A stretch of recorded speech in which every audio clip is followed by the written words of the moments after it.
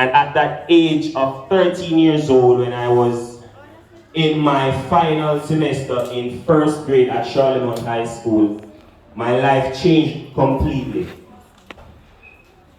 As a 13-year-old living with my mother alone, I had to take up the responsibility of being a breadwinner at that age, to provide for the house, to make sure that we have food to eat, and to make sure that my mother was well taken care of at the age of 13. I have no idea how I handled it. You know, it must have been God that just gave me the strength to go through at that time. And so every morning I would wake up and make breakfast and cook dinner before I go to school in the morning. I would have to make sure that she gets her medication.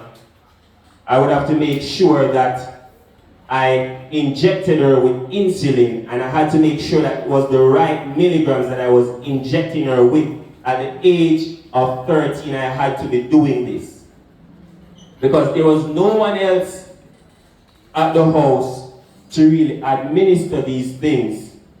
All my siblings were adults and they moved away and who did not live outside of the parish. I don't know where some of them went. And so I had to be there taking care of my mother and taking on certain responsibilities.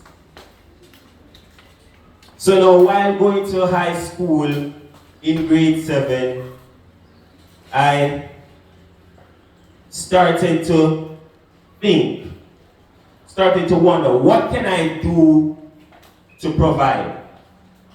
What can I do to help myself with lunch money?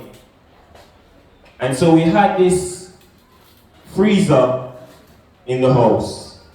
And I know that the people that sell fish in the Linstead market, they need ice to preserve the fish. And so I started making ice to sell to the fish vendors in Linstead market.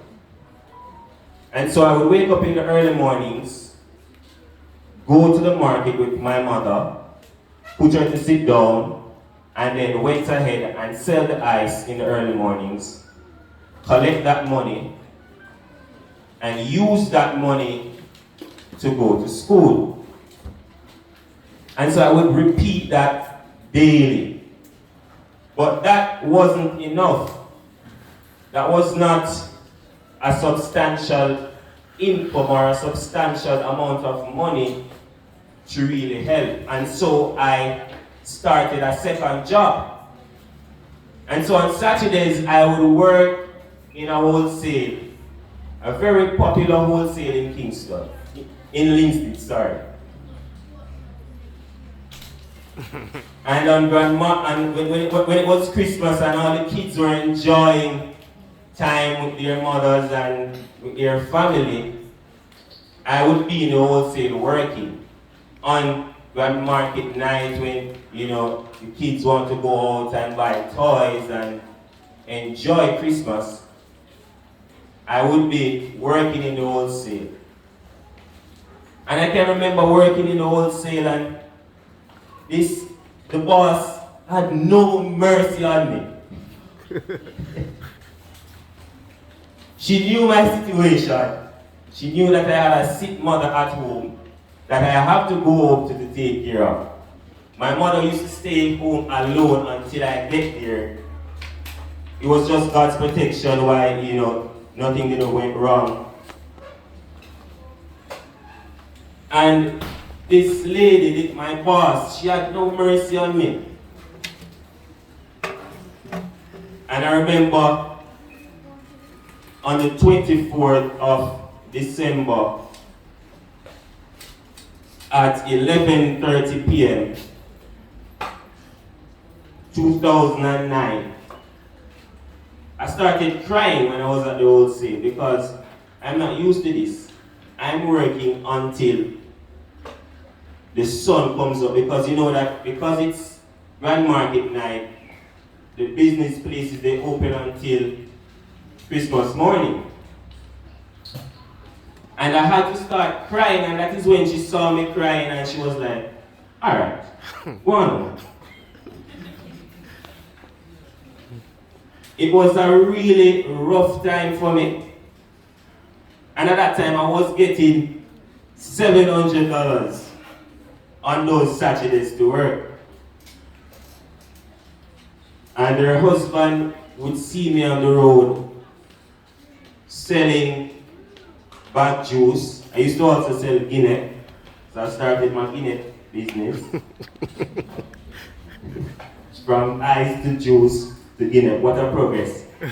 And her husband would see me doing these things and he said to me that he's going to increase my pay, but I should not tell his wife. And so every time I would get that $700, he would just meet me outside and give me an extra $500. And that $1,200 would take me throughout the week. I would, I was able to buy lunch, I was able to pay my fare and,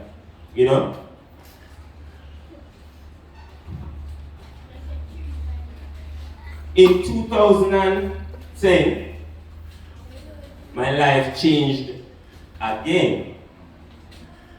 So from taking care of my mother, skipping school sometimes to take her to the hospital, because many times she was admitted in the university hospital, sometimes in Spanish Town Hospital. She was admitted multiple times. And so I had to be taking her to doctor visits and taking her to the pharmacy, making sure that she, get the right medication. Sometimes I would have to be, explaining to the pharmacist that the ones that she got before, they're not working, and it's just making things worse. These medications led to her having liver problems, then kidney problems, and then she started having these sores and pus coming out of her skin. And she would be scratching and itching every day. And so I had to buy this special lotion.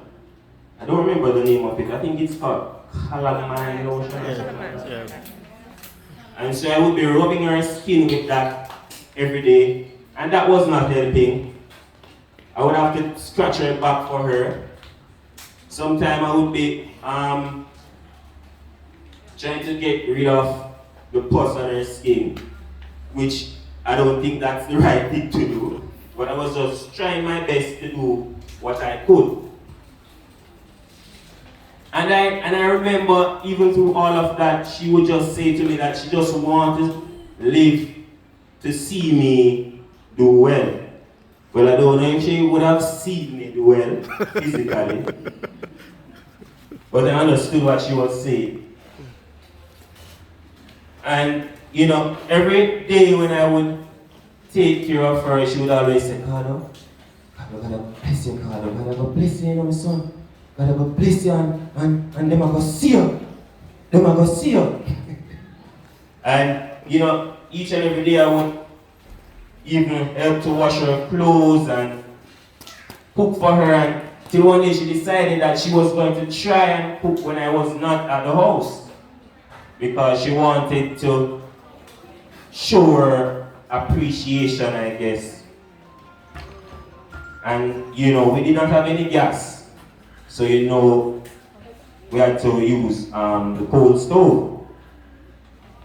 Remember, she's blind at this point completely, and so she tried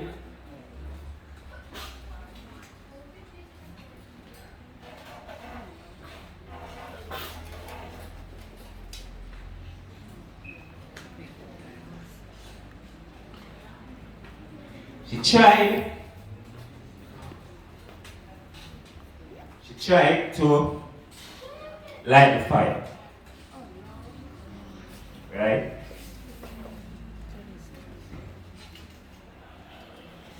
And she burned herself, she burned her hand. And believe it or not, she still went through with it. And she cooked chicken back and dumpling. And it tasted really good. And in that time I was really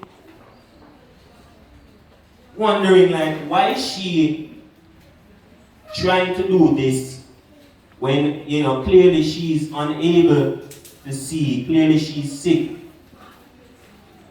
But seeing that she was trying her best still, seeing that she really wanted me to have some form of comfort in such a very difficult time, I decided to use that situation to motivate me to move forward. I decided that I was going to use my situation as an inspiration to do well and to excel at whatever it is that I do. And so, when I was in 9th grade, I decided